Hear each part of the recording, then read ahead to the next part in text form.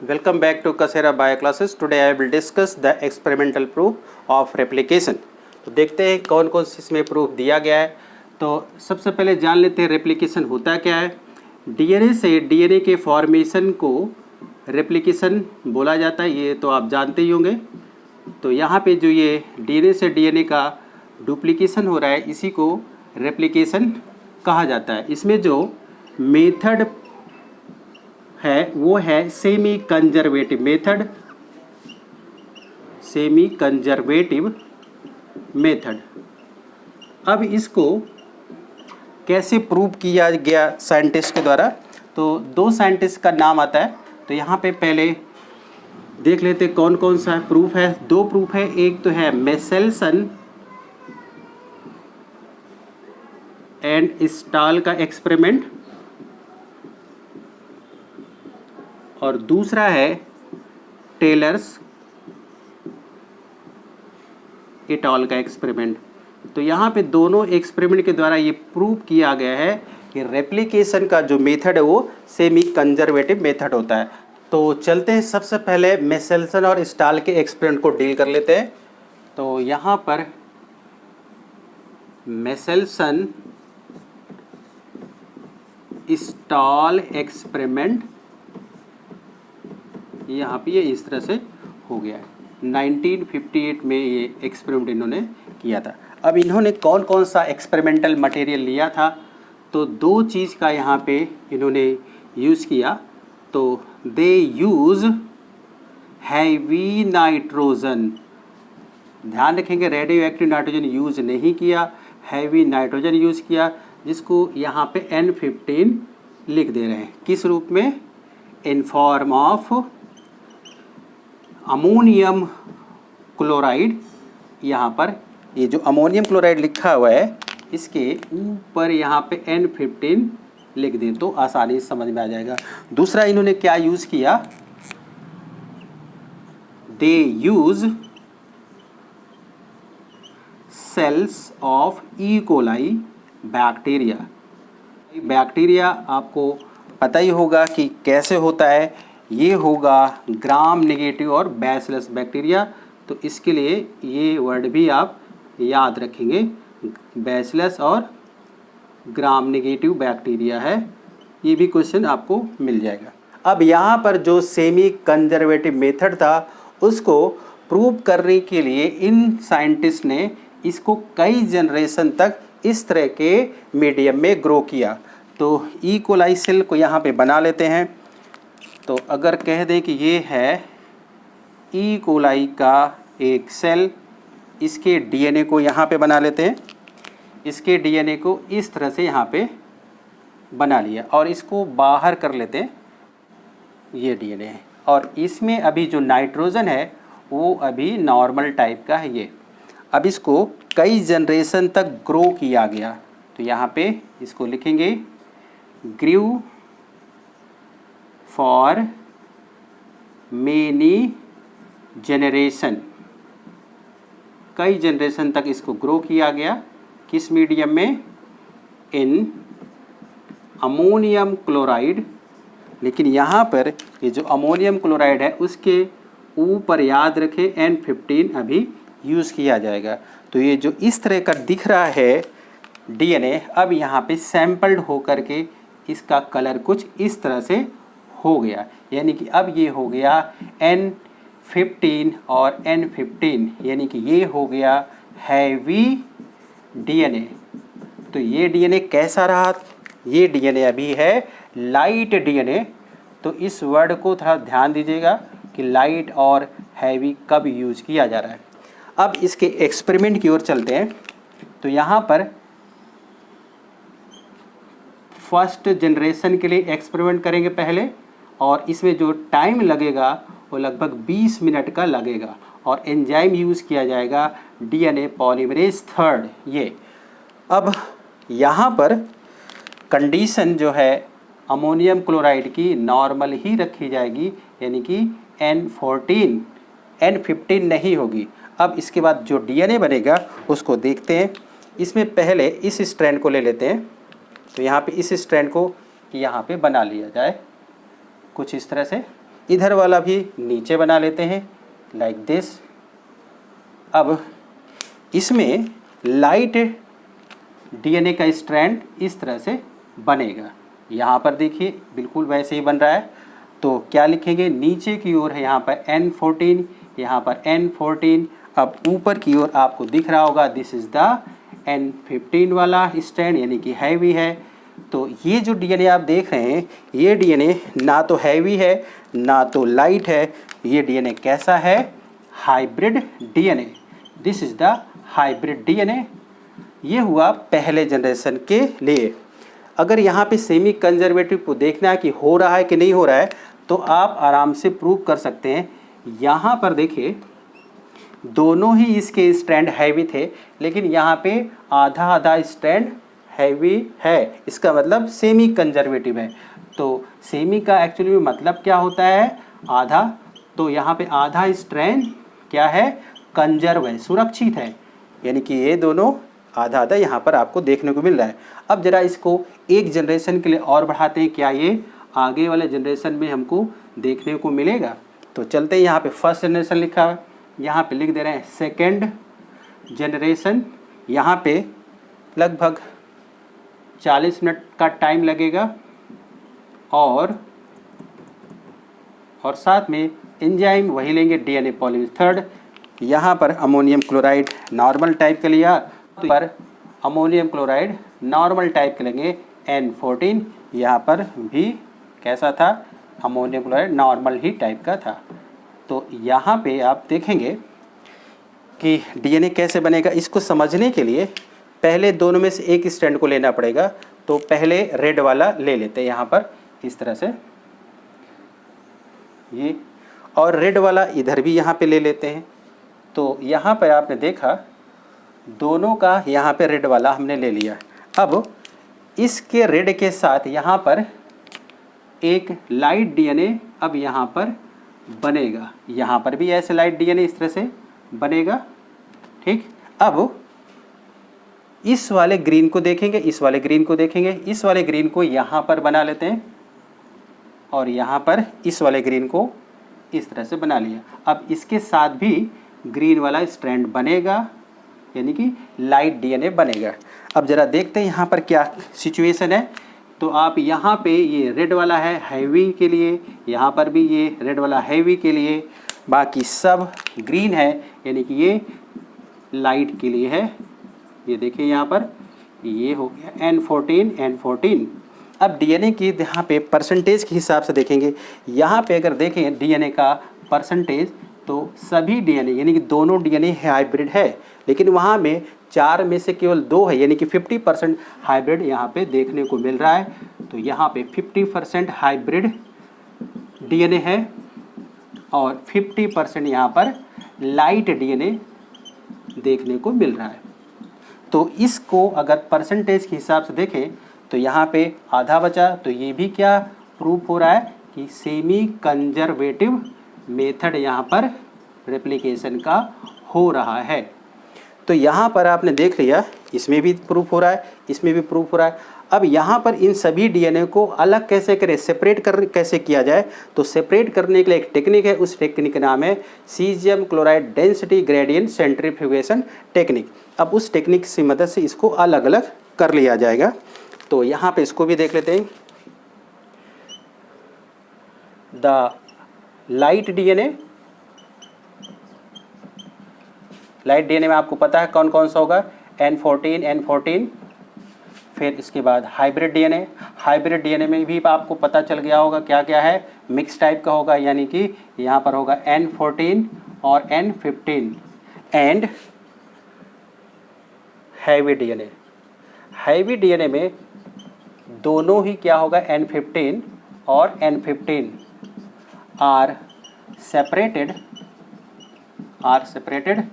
With the help of, यहाँ पे किसकी मदद लेंगे, अभी आपको बताया, विद द हेल्प ऑफ, देखते हैं क्या है यहाँ पर, caesium chloride density gradient centrifugation technique. अब इसकी मदद से अलग कर लिया जाएगा।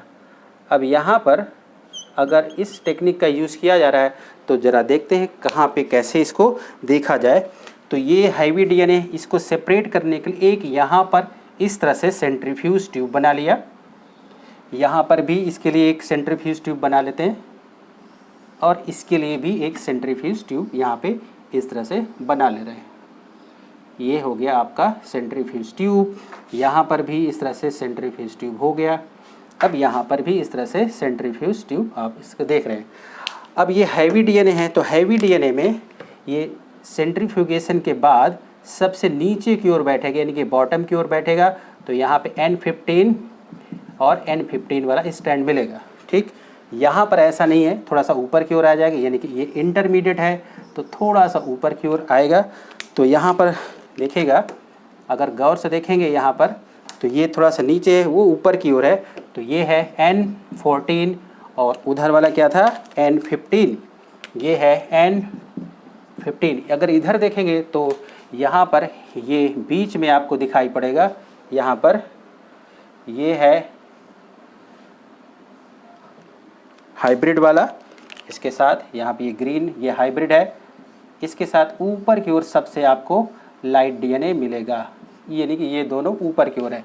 तो यहाँ पर ये N14 N14 N14 और साथ में N15, ये इस तरह से आपको दिखाई पड़ रहा है। तो वहाँ पर देखिए सब अलग अलग दिख रहा है, यहाँ पर सबसे नीचे की ओर, यहाँ पे बीच में है, वहाँ पर थोड़ा सा ऊपर की ओर लाइट डीएनए दिख रहा है। इस तरह से इसको सेपरेट किया जा सकता है और प्रूफ भी होगा, सेमी कंजर्वेटिव मेथड होता है। अब ये जो हम लोगों ने देखा फर्स्ट जनरेशन में और सेकेंड जनरेशन में सेमी कंजर्वेटिव मेथड तो प्रूव हो गया, क्या ये थर्ड जनरेशन में भी इसको प्रूव किया जा सकता है? तो देखते हैं। तो ये जो 4 डीएनए आप देख रहे हैं, ये तो सेकेंड जनरेशन के बाद मिला है। तो यहाँ पर इसको अभी थर्ड जनरेशन के लिए देखते हैं कि क्या ये हो सकता है सेमी कंजर्वेटिव की नहीं। तो ये लिखा हुआ थर्ड जनरेशन, इसमें लगभग 80 मिनट का टाइम लगने वाला है और यहाँ पे वही एंजाइम होगा डीएनए पॉलीमरेज थर्ड, और कंडीशन जो मीडियम की रहेगी वो नॉर्मल टाइप की रहेगी, अमोनियम क्लोराइड। यहाँ पे एन के ऊपर क्या लिख देंगे 14। अभी हैवी कहीं पर यूज़ नहीं हो रहा है, पहले में ही सैम्पलिंग के दौरान ही यूज हुआ था। तो इसको अगर बेस मान के चलें, शुरुआत करें इससे, तो इसमें से रेड को बना लेते हैं इस तरह से। तो यहाँ पर ये हो गया रेड।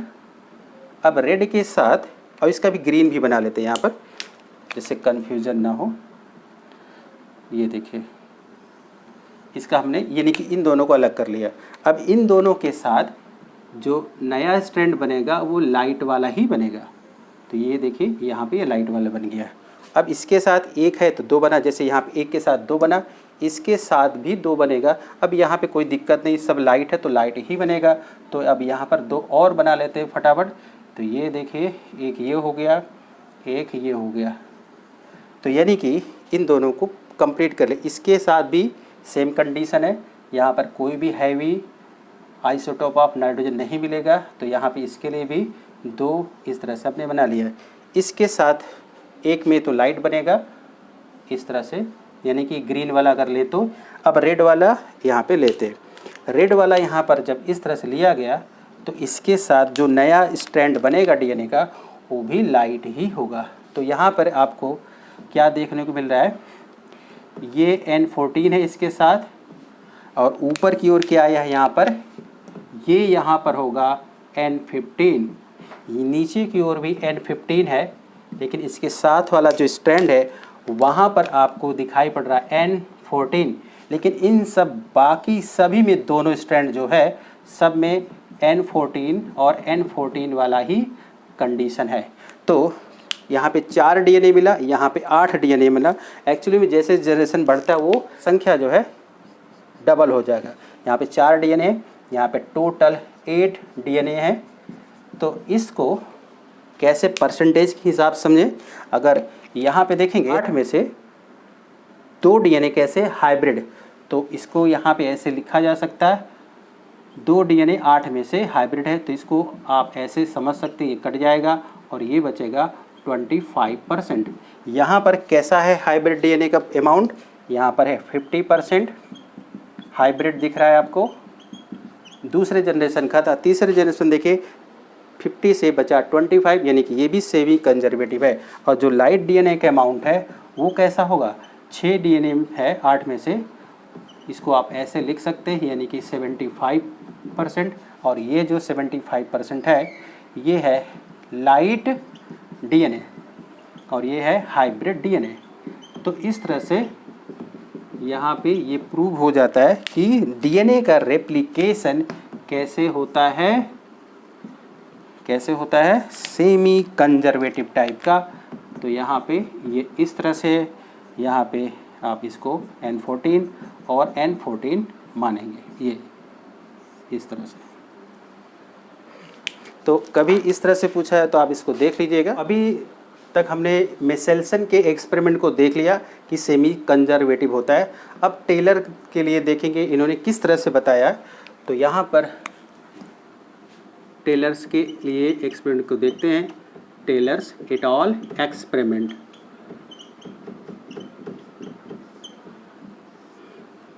नाइनटीन 57-58 की बात है। अब इन्होंने क्या क्या यूज़ किया था एक्सपेरिमेंट के लिए, तो यहाँ पर एक दोनों में डिफरेंस ये है, इन्होंने प्रोकैरियोट्स यानी बैक्टीरिया लिया और डीएनए लिया। इन्होंने क्या लिया, यूकैरियोट लिया और क्रोमोसोम लिया, डीएनए यूज नहीं किया। तो यहाँ पर इसको देखते हैं, ही यूज्ड क्रोमोसोम, ध्यान रखेंगे यहाँ पे डीएनए नहीं लिख रहे हैं, क्रोमोसोम एंड यूकैरियोटिक प्लांट, यानी कि यहाँ पर इन्होंने क्या नहीं यूज़ किया, प्रोकैरियोट्स यूज नहीं किया। अब जो यूकैरियोटिक प्लांट था और उस प्लांट का नाम है वीसिया फैबा, और इसको कॉमन नेम में बोलेंगे ब्रॉड बीन, इस तरह से यहाँ पे लिया। तो चलते इसके क्रोमोसोम को यहाँ पे इस तरह से बना लेते हैं। ये इसका क्रोमोसोम हो गया इस प्लांट का, ये इसका है क्रोमोसोम। इसको किसके साथ सैंपल्ड किया गया, S3। यहाँ पर जो सैंपल्ड हुआ था वो हुआ था थायमीन। तो यहाँ पर लिख देते हैं ट्राइटिएटेड थाइमिडीन, इस तरह से यहाँ पे इसको देखना। अब यहाँ पे जो क्रोमोसोम लिया गया सैम्पलिंग के बाद ये कुछ इस तरह से दिखाई पड़ेगा। यहाँ पे इसके ऊपर डॉट डॉट इस तरह से बना लेते हैं, तो ये हम समझेंगे कि अब ये इससे सैंपल्ड हो चुका है, इस तरह से। तो यहाँ पर ये हो गया सैंपल्ड ये हो गया सैंपल्ड क्रोमोसोम। अब यहाँ पे एक्सपेरिमेंट की बारी है, देखते हैं कि यहाँ पे सेमी कंजर्वेटिव कैसे होता है। जैसे ये वाला पहले आर्म बना लेते हैं क्रोमोसोम का जो लेबल्ड है इस तरह से। तो इसके साथ अब जो नया बनेगा यहाँ पर वो नॉर्मल टाइप का होगा इस तरह से। तो यहाँ पर इधर भी इकट्ठा बना लेते हैं, जिससे अब यहाँ पर देखिए ये वाला अगर इसको सैंपल करें तो आपको लगेगा ये बिल्कुल नया बन गया। अब ये वाला सैंपल करें इधर तो ऐसा लगता है कि ये वाला नया बन गया। तो यहाँ पर जो क्रोमोसोम दिख रहा है वो हुआ हाइब्रिड क्रोमोसोम, यानी कि आधा जो है सैंपल्ड है और आधा नॉर्मल टाइप का है। और यहाँ पर ये पूरा हाइब्रिड है। तो यहाँ पर क्या है, ये 100% हाइब्रिड है, 100% हाइब्रिड क्रोमोसोम है। लेकिन यहाँ पर अगर देखेंगे हाइब्रिड के हिसाब से तो ये हाइब्रिड कितना बचा, ये तो बचा 50%। तो यहाँ पर देखिए फिर से वही चीज़ आ गया, ये लगता है ये सेमी कंजर्वेटिव मेथड होता है डीएनए का रेप्लिकेशन। इसको लिख देते हैं फर्स्ट जनरेशन के लिए, ठीक। अब दूसरे जनरेशन के लिए देखते हैं कि क्या ये यहाँ पर प्रूफ हो पाता है कि नहीं। और यहाँ पे आपको पता है कि अब 2 नहीं 4 क्रोमोसोम यहाँ पे बनाना पड़ेगा। तो इस तरह से यहाँ पे 4 क्रोमोसोम बना लेते हैं, एक के साथ 2 बनेगा। तो देखते हैं यहाँ पर एक ये हो गया एक यहाँ पर ये हो गया, एक यहाँ पर ये हो गया और एक यहाँ पर ये हो गया। ये देखिए, अब इसमें से ये दोनों ऐसे रहेगा और बाकी ये लाइट क्रोमोसोम। तो यहाँ पर अगर इन दोनों को देखेंगे तो ये हुआ लाइट क्रोमोसोम और ये दोनों कैसा है, हाइब्रिड।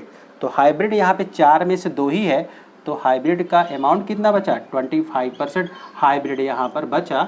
तो यहाँ पर अब 50% था, तो अगर इसके हिसाब से देखेंगे तो यहाँ पर आपको भी सेमी कंजर्वेटिव दिखाई पड़ रहा होगा। तो इस तरह से ये प्रूव हो जाता है कि डीएनए का रेप्लिकेशन कैसा होता है, सेमी कंजर्वेटिव। लेकिन टेलर ने कहा डीएनए के लेवल पर ही इसको नहीं बताया जा सकता, क्रोमोसोम के लेवल पर ही भी बताया जा सकता है, जैसा इन्होंने बताया। तो देखिए यहाँ पर 100% इसमें था, यहाँ पे 50% और यहाँ से 25% मिल रहा है। यानी कि चाहे डीएनए लीजिए चाहे क्रोमोसोम लीजिए, रेप्लिकेशन का जो मेथड है वो सेमी कंजर्वेटिव मेथड ही होगा। तो आई होप आपको समझ में आया होगा।